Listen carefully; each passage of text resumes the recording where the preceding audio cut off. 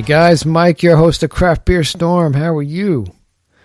Today, we have a podcast for you today on homebrewing. We're focusing in on homebrewing. There is a National Homebrew Competition that's happening on March 29th, and locally it's happening in Beverly, Massachusetts. And we have Doug Schmidt on. He's the VP of Boston Wort Processors, and they're a homebrew club in the Boston area. And we had a great conversation about what he's doing, and it's a good thing, And hey, first, if you like what we're doing, you like our podcast, go onto iTunes, subscribe, give us a rating, give us a review. That helps us tremendously. It gets us up in the rankings, and it helps more than you know. Just exposes us to more people, and we can get the good word about craft beer out there. Tell them to put down their big suitcase of beer for $10. Get a pallet of water instead. It's better for you. And pick up that 4-pack of awesome, locally fresh brewed craft beer and enjoy that. And go visit your local brewery, too. Okay, but we had a great conversation. I want to get it to you. Here we go. We have Doug Schmidt. He's the VP of Boston Wort Processors, and that's a homebrew club. How you doing, Doug? Very good. How are you, Mike? I'm doing good. Yeah, we really haven't explored the homebrew world in the Craft Beer Storm yet, but I guess you're the first guest on that topic. But you're also a certified beer judge, and you're a cicerone too, like a beer certified cicerone, which is awesome. Yep, certified cicerone. I've been a beer judge for probably 3 or 4 years. There's a whole process to that. So yeah, it's been good. It definitely has helped me improve my home brewing. I brew quite a bit, so it's good to make sure I'm making quality stuff and know how to possibly correct it if there's some flaws in there. Yeah, I mean, homebrewers, a lot of the commercial brewers, look at homebrewers as kind of cutting edge, because they can experiment a lot more and come up with stuff, sure. And then trends that happen, start with the home brewers. And I was a home brewer myself, and before I opened the commercial brewery, the 7-barrel system. But, I went through the same thing, my first batch was like on the stove, I didn't mash anything in. We used extract and made a beer, and it was okay. But then I got serious, and I got my cooler, and I converted it into a mash tun and started mashing some grains and making beer like that. And people liked the beer, and then, one thing led to another, and did a Kickstarter. People were giving me money. I'm like, who are these people giving me money? And it's awesome. I'm like, maybe my idea is a good idea, and then opened the brewery, and everything starts at the hobby level, I think, and then you just keep even at my level. I'm not thinking about going pro, but I still keep acquiring equipment like I'm going pro. Yeah. It's definitely a bottomless pit you can get into with some of the cool gadgets that are out there. The brewing systems. I just went all electric, which was a nice upgrade. Oh, you did? And then you get into some crazy, the Homebrew Club, our Boston Wort Processors has a Slack channel, so we all have different topics. People get in, and all of a sudden we're all getting in a group buy to buy some enzymes to help pop, the hops out of their, get a little more aroma on the nose.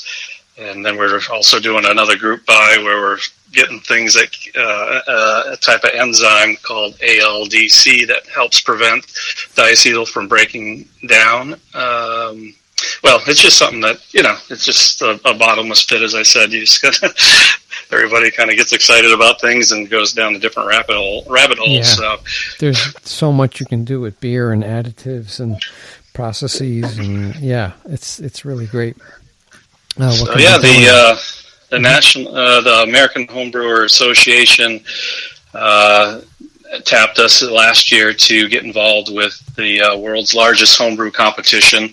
Right. They wanted to add a Boston site, so they asked us to host that. The next nearest site is New York in Philadelphia, so it makes sense to have a Boston site, and we decided to get involved and help out and be the Boston location, and they awarded us by giving us 700 beers to have to judge in one day. So Wow. It's quite the undertaking. That's a lot. Wow, 700 beers in one day. Wow. How many judges do you have for that? We're looking pretty good so far. We're still taking judges and stewards, so we're up to about 50 judges. We're looking to get up to 60, so we're not too far off. So if there's any pro brewers or any certified beer judges, certified cicerones that want to get in on this, could definitely use a little more help. And even beer enthusiasts that just want to learn more, we have some stewards available, steward spots still available. We're looking for 20 of those. I think we're up to around 12, 13 right now. Wow. And, I have another commitment that day, actually. Oh, yeah. When are you having it? On March 29th. Actually, I can't even drink beer that day. I'm doing this program called 75 Hard. Okay, 75 days of I can't drink alcohol, not one drop. And it ends on April 3rd. So even if I wanted to do it, I couldn't. Yeah, no problem. That's the reason this whole podcast came about. But I can get today, anyways. I can get you on the podcast. There's no limitations for that, So yep. But that's excellent. So the homebrew competition, it's interesting. It's being held in different cities. Is that what it is, or how does that work? We're the 13th spot. So we're the final spot they've added. So 13, all around the country. And then basically anybody that signs up to be in this competition picks their closest judging center. So if you live in the Boston area, you can drop your beers off. Well, you have to have already signed up to be in it, but you can drop them off at our drop-off center, which is in Belmont at Craft Beer Cellar, or at Backbeat Brewing, who's hosting the event, is a drop-off location. Otherwise, people ship it in from, you ship it in from wherever to the location you signed up for. But the entries is already over. You've already had to enter this one. Mm-hmm. Now we're just coming down to looking for additional judges and stewards, just to make sure we have solid feedback for everybody that enters the competition. Right. It is a big process, a big ornery process where you got to make sure and tag the beers and make sure that you're what you're judging is what it is, and it's just so much. There's not going to be like a public event, is there, or it's just kind of a private? You're taking all the beers and doing it privately? Yeah, that's a good question. Yeah, no, it's definitely only volunteers allowed in the site. Yeah, it's not come and check it out type of thing. That's a cool idea, but we just you have to volunteer and be there to help, and we're going to have a bunch of judges from all over New England, everything from novice judges to certified judges like me. Then it goes to national judges. We have a number of national judges that'll be on site, and then we have any master judges signed up as of yet, but those are always cool to have, on site for the competition day. Now, for these things, do they send you guidelines, or do you have? Because I know the Great American Beer Festival has, guidelines for beers and the specific styles. And actually, that's kind of the judging is actually done behind closed doors, but they also have like a beer festival where you can have samples of the beers from each brewery. So this is the BJCP guidelines that we follow. So it does include beer, meads, and ciders. Oh, ciders are involved too, and mead. Yep. But there's separate wards for each one, or no? There's 35 different tables. I believe that's the number. Meads will be at their own table. Ciders will be judged against other ciders, but it's all beers, meads and meads and ciders will all be judged in the same day. We actually have a number, 2 or 3 certified beer judges, mead judges that are showing up. That's a newer certification that the mead guys are getting into and showing that they know their stuff. And then, when you get feedback you enter a mead, you get feedback, and it shows that you got judged by somebody that's a certified mead judge, it means a lot more than, sometimes it's just, okay, who knows the most about meads here, who wants to do them, but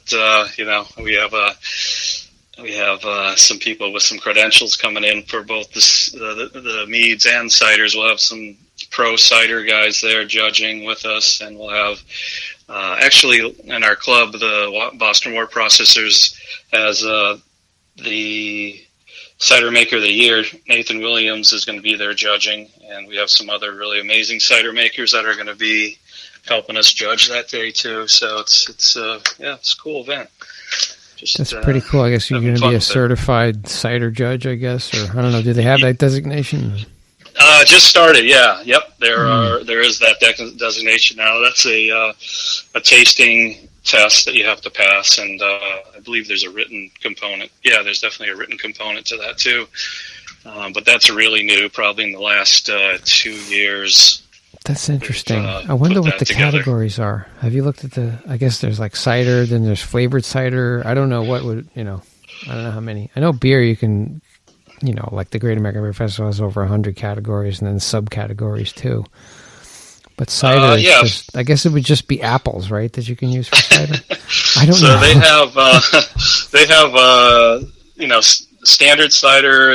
You can even enter Perry's, so from pear. Oh, pear, yeah. Then there's specialty ciders. That's going to be New England cider with fruit. Ice cider, so that's when you freeze the apple cider first, and then you basically add yeast to, you leave the ice behind, and then you ferment the more concentrated must that comes out of it. That's interesting. And then there's ciders with herbs and spices, and then the whole specialty category. So it's quite a few that you can get. You can enter just within cider. And then the same with meads. That's cool. And mead too is all honey, right? Mead is made. It's honey based. And then there's cider, which is a combo of the two. So those are allowed in the competition also. Different categories. So that is kind of the cutting edge, like you're saying, with the homebrewers. Kind of dabble in more, and then it kind of gets itself up to the more of a commercial level. So that's pretty cool to see. So that's interesting too. And I did some news. Boston Beer Company makes more non-beer products than they do beer products now. They make truly they are, for spiked sure. seltzer, and then they have their Angry Orchard. I believe that's them as well. Yep. So they're making more non-beer products. It's like crazy, right? I mean, you think of Boston Beer Company, and it's Boston Beer Company. I don't know. I think are they going to change their name? I think they're going to change their name. I think I saw it. Like Boston, I don't know, Alcohol Beverage Company or something. Oh, true. Yeah, they might be. But they just opened up a new beer hall right in Faneuil Hall. Right, I saw that. So, that place is pretty nice. Have you been there? Yeah, it was really, did it up right, of course. And, I think their stock's doing well with all the other alcohols they're involved with. So it's good overall. That could be part of the competition. You never know. I mean, cider is, and spiked seltzer might be another thing, I bet, watch out. I mean, it's doubling every year. Sales are doubling every year. It's ridiculous. Yeah, I've made SEMA before. That is basically it's lemon juice and sugar and champagne yeast. Oh, wow. And it's just a light, nice summertime drink. That must be nice, yeah. Nice bubbles, and drink that cold, and it came out pretty good. So I've even got into some of that stuff too. Yeah, there's a lot to do. I mean, you have the equipment. There's certain things you can do with the equipment. I mean, you make beer, but you can also make these other beverages as well. It's just you have some sugar in water or some type of liquid, and then there's yeast, and then it ferments, and there you go. Yeah, I personally have a few different ciders going. I got a couple different meads and ciders, and I did make kombucha for about a year, but I've kind of stopped doing that. Oh, really? Kombucha is crazy popular too. Yeah, I mean, it's like in Whole Foods. That's all I see, kombucha. Wow. So, I mean, we're looking for, again, a few more judges. And you could, I guess if you put it in the show notes or whatever, however you do it, you can email me. You can go to the National Homebrew Competition website, and there's links in there to sign up for the Boston location. There's even links for, the competition handbook. So if it's your first time getting involved, you can kind of see it's like a volunteer handbook. Mm-hmm. See what's kind of expected and see what the ground rules are and things like that. So, we're going to have some fun with it coming up March 29th at Backbeat Brewing. They're a new brewery that's just opening up. I think they're about a week out, really trying to eke it out and get open over there. And then they're closed on Sunday, so that's why we're doing it on March 29th. It's a Sunday, so you get there at 8:30 a.m. We got breakfast there for you. We give the head steward will give us a chat to the stewards that are there, so they kind of are up to speed. And then our judge coordinator, who is the president of our club, Matt, will give a chat to all the judges, so they know how many points they should stay within of each other when they get done judging the beer, and what the low score is. We don't give out zeros. So it's 50 would be a perfect beer in a homebrew competition. So we kind of get everybody up to speed. You get some breakfast, and then by 9 a.m. you're sitting at a table. Stewards are bringing over your first beers, and you get about 10 minutes per beer is kind of what we're expecting. Might go 15 minutes, but around 10 minutes per beer. And you write up a whole score sheet. You talk about it at the end. You want to make sure, you're both kind of feeling the beer the same way. You're giving them positive, you're giving them feedback so the entrance knows what you're getting off the beer, and then towards the end you're giving it a final score with, if it's a beer that, you gave it a lower score, as a beer judge, you want to be able to give them at least 2 words of advice on, what they might do if they were to rebrew it, as suggestions to kind of improve it for next time. And then if you're giving the beer a 40 to a 50, it's pretty much just praising the beer and saying, I'd love to drink this at your bar, and not much more I can really say. You did a great job, that type of thing. And the beers that are in the 40 plus club will probably end up at the finals, which is going to be in Nashville, Tennessee this year.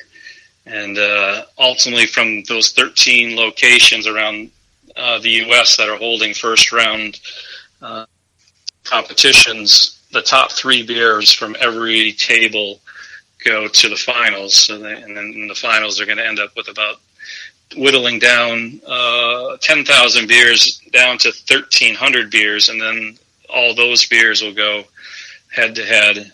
I think it's in June like 20. I'm not sure the date, but it's in June. June 20th or something like that is the whole,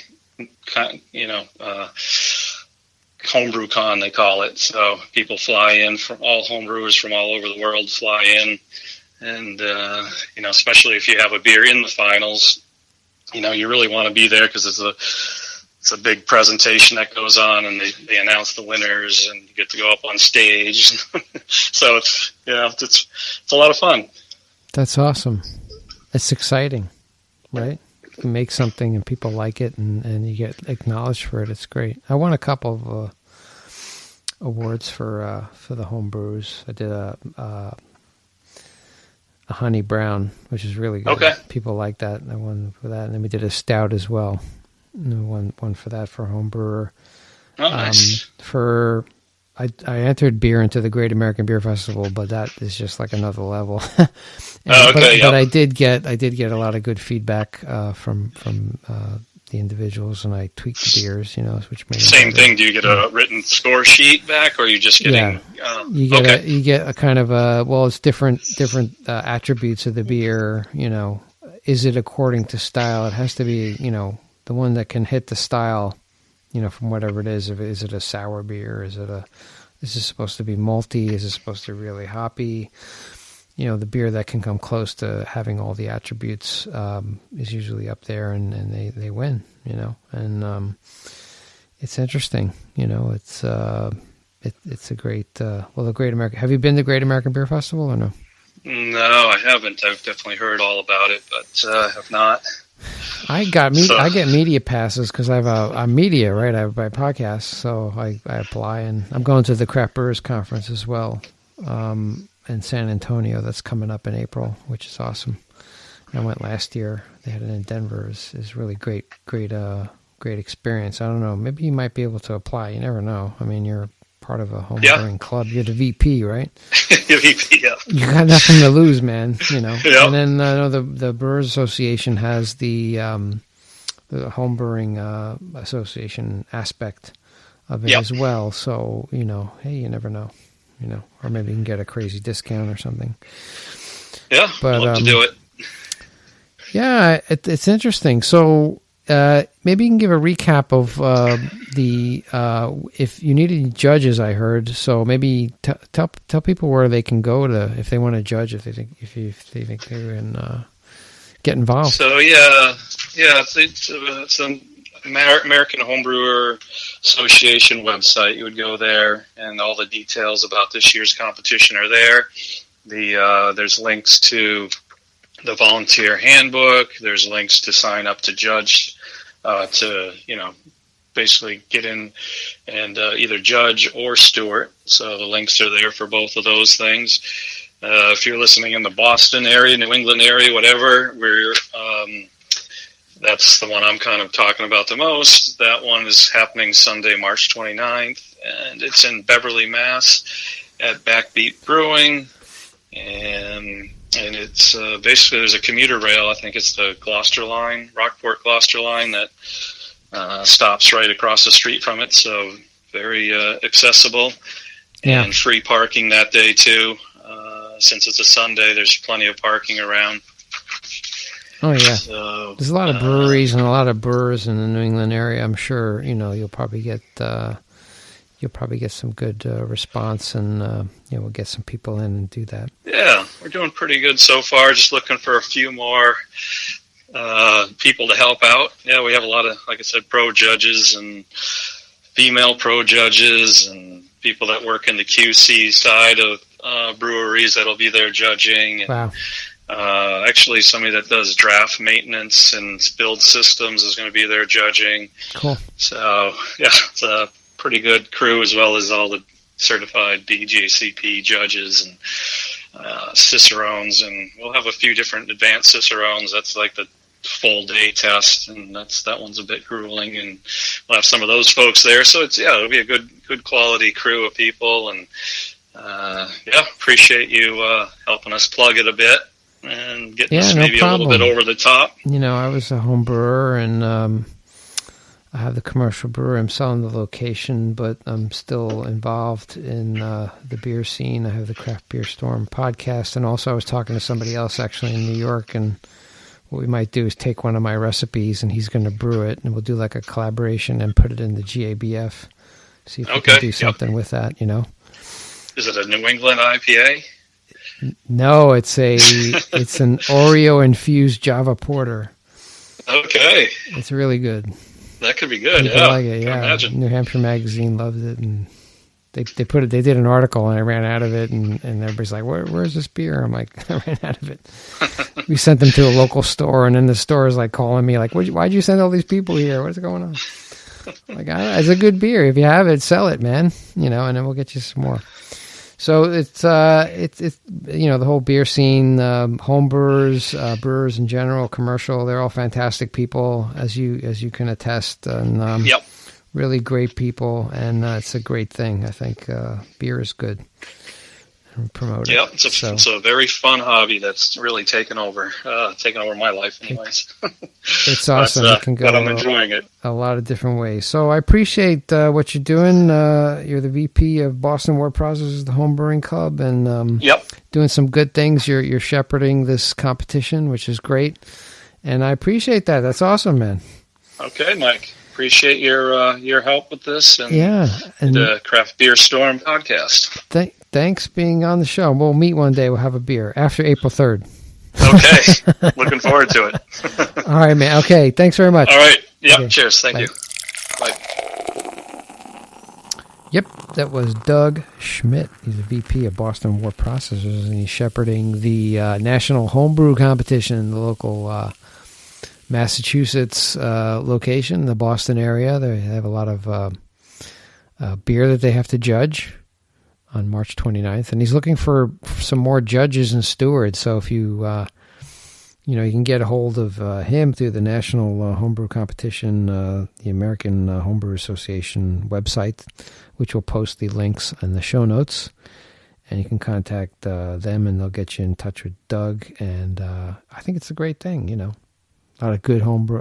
A lot of commercial brewers look at home brewers and they like what they're doing. They're kind of cutting edge. A lot of these commercial brewers can't go and just add this or change that. I mean, they have to sell the product. I mean, it's a business. They can do it on a small scale, but a lot of home brewers really do use their ingenuity and create new styles. And a lot of commercial brewers look at that. So it's a good thing.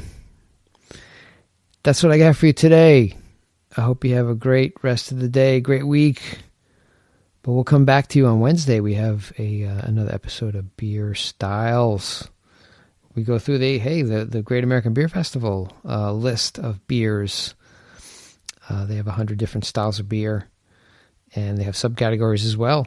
So we just pick one a week, and we go through it. The whole thing, malt use, the hops, concentration, ABV, what glass to serve it in, examples of the style, all good stuff on Wednesdays. We also do one on Fridays. We do a craft brew news. We go over the drama of the week, what's happening in the beer world, craft beer world. There's a lot of stuff, man. Getting into hard seltzers too, because it's just doubling every year. It's ridiculous, the amount of hard seltzer being sold. So it's a new wave. Cannabis-infused ales, right? Cannabis is becoming more and more legal in every state. And now brewers are taking it, infusing it in beer. Lots of stuff happening, all good stuff. But, hey, thanks for tuning in. And we're going to talk to you on Wednesday. Take care.